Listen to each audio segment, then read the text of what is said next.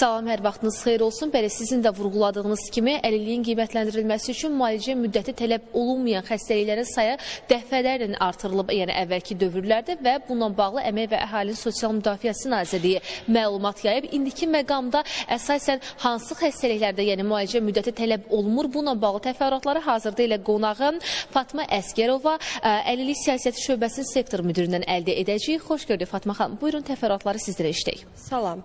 Bildiyiniz kimi son illər ərzində əlillik sahəsində bir sıra islahatlar aparılmışdır. Bu islahatlardan biri də həm sosial sahədə, həm səhiyyə sahəsində olan mühüm yeniliklərdən biri kimi Nazirlər Kabinetinin 16 yanvar 2020-ci il tarixli 12 sayılı qərarına edilən dəyişiklikləri qiymətləndirmək mümkündür. Həmin qərara edilən dəyişikliklərə əsasən artıq müalicə müddəti gözlənilmədən tibbi sosial ekspertiza müayinəsinə göndərişlərin verilməsinə əsas verən xəstəliklərin sayı əhəmiyyətli dərəcədə artırılaraq 5-dən 73-ə çatdırılmışdır. Bu siyahıya artıq ağciyər sarkoidozu, xroniki böyrək xəstəliyi, 18 yaşadək şəxslərdə şəkərli diabet, oynaqların ankilozu, bir çox hematoloji patologiyalar və həmçinin bir sıra bu kimi ciddi və xroniki xəstəliklər əlavə edilmişdir. Edilən dəyişikliklərin əsas məqsədi həmin xəstəliklərdən əziyyət çəkən şəxslərin müalicə müddətini gözləmədən, yəni bitməsini gözləmədən əlilliyinin qiymətləndirilməsini sürətləndirmək və həmçinin həmin şəxslərin sosial təminatlarına çıxışlarına operativ şəkildə təmin etməkdir.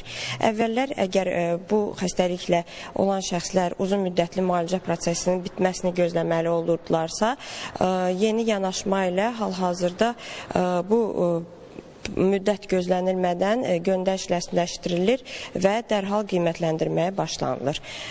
Göndərişlərin qiymətləndirilməsi də bilirsiniz ki, elektron formada həyata keçirilir. Tibb məsələləri tərəfindən təqdim olunmuş məlumatlar Əmək və Əhalinin Sosial Müdafiəsi Nazirliyinin əlillik alt sisteminə ötürülür və həmin məlumatlar burada adsızlaşdırılaraq emal olunur.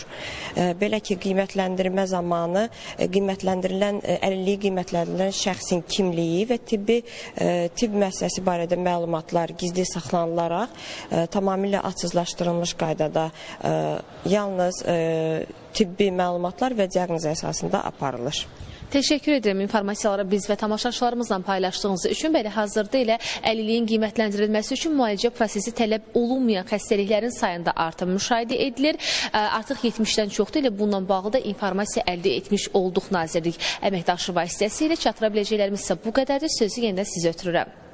Təşəkkürlər Rəqsanə. Bir informasiya var ki,